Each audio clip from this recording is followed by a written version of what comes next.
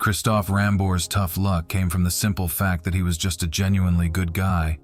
Sturdy and reliable, yet easygoing and somewhat shy, he aimed to make everyone happy. When he landed a job with an immigrant entrepreneur, he was eager to please the boss too.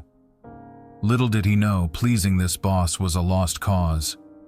Narin Bun, the boss, born and raised in Cambodia and moved to France, turned out to be a heartless, cruel psychopath who took pleasure in inflicting pain on others.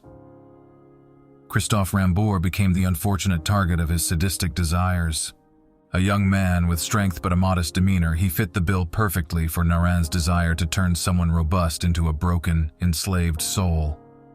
At 26, Christophe, a native of northern France, was a dozen years younger than the Cambodian tormentor. Narin, along with his partner Coralie Sauval and their 5 children, had settled in Villers-Faucon in the Somme region of France. Narin kept himself occupied by investing in flats for rent and owning a nightclub. Christophe took on any job that came his way, bouncing, bartending, chauffeuring, whatever was available. No one outside the Bun family had a clue about how or why Christophe became the target of their evil minds.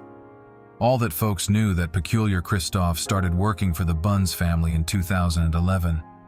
Somewhere during that year, an old friend of Christophe stumbled upon him in a supermarket and was taken aback by his appearance. He looked pale and downright skeletal. In December 2012, Christophe's father reached out to law enforcement, expressing concern that his son had gone missing. Not a trace of him for a year.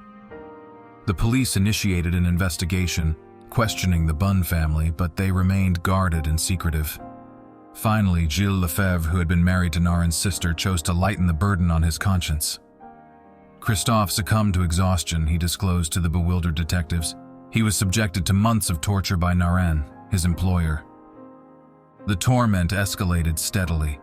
It kicked off with brutal kicks, followed by punches and even spitting.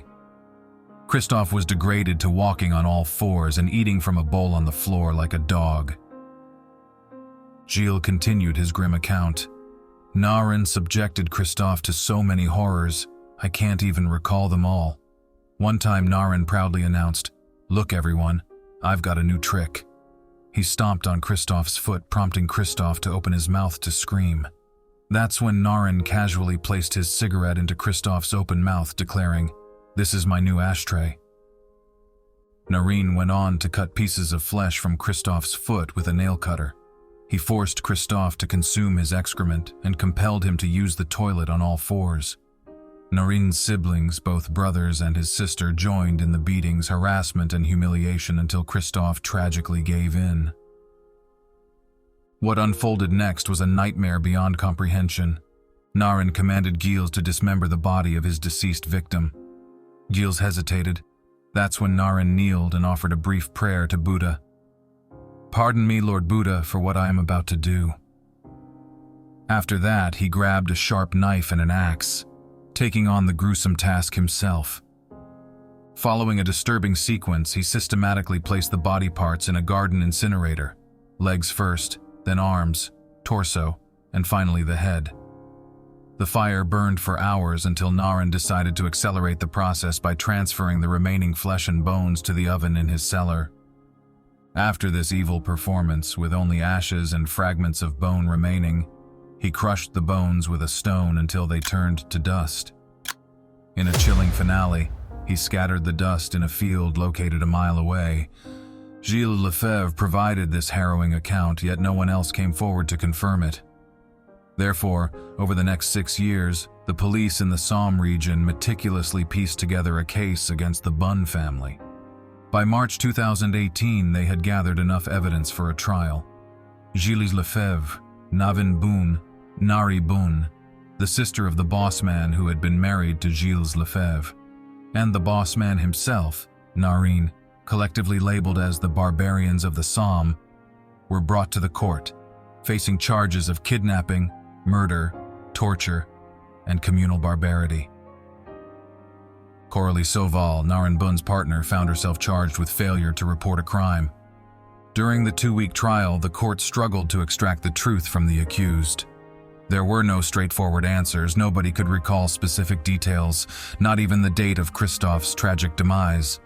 Narin eventually admitted to burning Christophe's body but insisted he hadn't harmed him while he was alive. The rest of the family refuted this claim, asserting that Narin was the mastermind behind the torture. Despite denying the torture, Narin stated, "I know that what I did is unacceptable. Only Buddha can judge me." However, Buddha seemed to leave that responsibility to the court.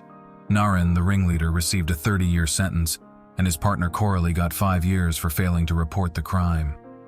Despite his confession and cooperation, Gilles was handed an 18-year sentence, while Nari, the sister and former wife of Gilles, received 21 years imprisonment. The youngest in the Bun family, Narin, was given a 15-year sentence. "It all amounts to nothing, really," remarked the lawyer for Christophe's family after the sentencing. "My clients will never know how their son died." Is the outside to our nose. In the gaze of the ancient gods, you are guilty.